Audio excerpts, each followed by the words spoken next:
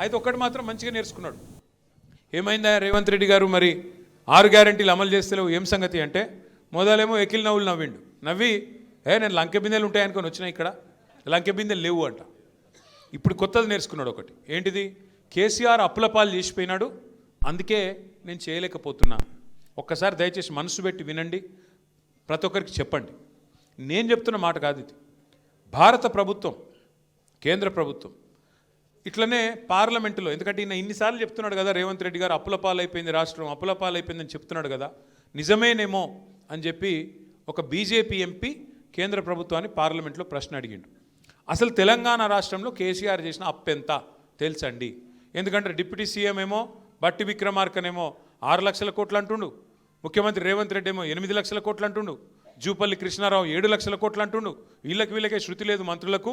అసలు విషయం ఏంది చెప్పండి అని ఒక బీజేపీ ఎంపీ కేంద్ర ప్రభుత్వాన్ని అడిగితే, కేంద్ర ప్రభుత్వం రిజర్వ్ బ్యాంక్ని అడిగింది, కంట్రోలర్ అండ్ ఆడిటర్ జనరల్ని అడిగింది, కాగ్ని అడిగింది.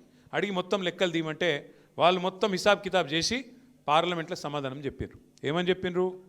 కేసీఆర్ పదవి బాధ్యత తీసుకున్న నాడు జూన్ 2, 2014, ఆ రోజు రాష్ట్రం నెత్తి మీద ఉన్న అప్పు 72,000 కోట్లు. కేసీఆర్ దిగిపోయిన నాడు రాష్ట్రం నెత్తి మీద ఉన్న అప్పు 3,50,000 కోట్లు. అంటే విరాసత్గా వచ్చిన 72,000 కోట్లు తీసేస్తే మరి కేసీఆర్ చేసిన అప్పు ఎంత? 2,80,000 కోట్లు. 352 మైనస్ 72 చేస్తే 2,80,000 కోట్లు. అవును, అప్పు చేసిండు కేసీఆర్. 2,80,000 కోట్లు అప్పు చేసిండు. మరి ఏం చేసిండు? 2,80,000 కోట్లు అప్పు చేసి 73,000 కోట్ల రూపాయలు రైతుల ఖాతాల్లో వేసిండా వేయలేదా? జిల్లాకు ఒక మెడికల్ కాలేజ్, నర్సింగ్ కాలేజ్ పెట్టిండా పెట్టలేదా? 1,022 గురుకుల పాఠశాలలు పెట్టిండా లేదా? కరెంటును బాగు చేసేందుకు 50,000 కోట్లు ఖర్చు పెట్టి కరెంటును బాగా చేయలేదా? అట్లాగే 40,000 కోట్లు ఖర్చు పెట్టి ఇంటింటికి తాగునీరు ఇయ్యలేదా? మరి ఇన్ని పనులు చేసిండు కేసీఆర్ గారు. 1,00,000 డబుల్ బెడ్రూమ్ ఇల్లు కట్టిండు హైదరాబాద్లో. ఇవన్నీ మన కళ్ళ ముంగట కనబడతలేవు. ఇప్పుడు కొల్లూరు ఓంగ, అహ్మద్గూడ ఓంగ, మొత్తం చుట్టూ తిరగంగా 1,00,000 డబుల్ బెడ్రూమ్ ఇల్లు మీ కళ్ళకు కనబడుతున్నాయి. మరి కేసీఆర్ ఏం చేసిండు అంటే 200 పెన్షన్ 2,000 చేసిండు, 200 పెన్షన్ను 2,000 చేసిండు, 15 లక్షల మంది ఆడపిల్లలకు 1,00,000 రూపాయలు ఇచ్చి పెళ్లి చేసిండు, 15 లక్షల మంది ఆడపిల్లలకు కేసీఆర్ కిట్ ఇచ్చిండు, ఆడపిల్ల పుడితే 13,000 ఇచ్చిండు, మగపిల్లగాడ పుడితే 12,000 ఇచ్చిండు. నువ్వేం చేసినావో చెప్పు జరా. 2 ఏళ్ళే కదా నువ్వు వచ్చి. ఒక్క ఇటుక పెట్టినావు ఎక్కడన్నా? ఒక్క పొగ తవ్వినావా ఎక్కడన్నా? ఒక్క మనిషికి సాయం చేసినావా? ఒక్క కొత్త పని పథకం మొదలు పెట్టినావా? ఒక్క ఇందిరమ్మ ఇండ్లు అంటాడు, హైదరాబాద్లో ఒక ఇందిరమ్మ ఇల్లు కట్టినావా? చూపెడతావా ఎక్కడన్నా?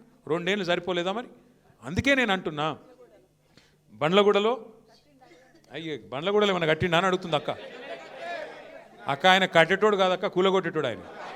ఆయన కూలగొట్టేటోడు. హైడ్రా హైడ్రా హైడ్రా అని చెప్పి గరీబోళ్ళ ఇళ్ళ మీద పడి కూలగొడతాడు. మరి అదే పట్నం మహేందర్ రెడ్డి బిల్డింగ్ కనబడతలేదా కొత్తవాళ్ళగూడ చెరువు మధ్యలో?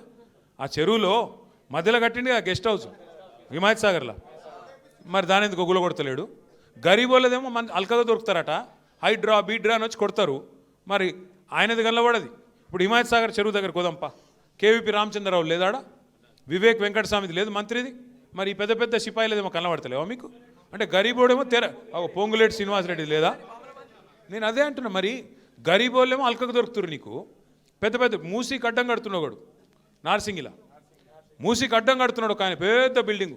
ఏంద్రా అంటే 50 కోట్లు ఇచ్చిండట లంచం, చూసుకోపో అని చెప్పి ఆయన చేసుకుంటారు. ఒక గట్లున్నది కథ ఇల్లది.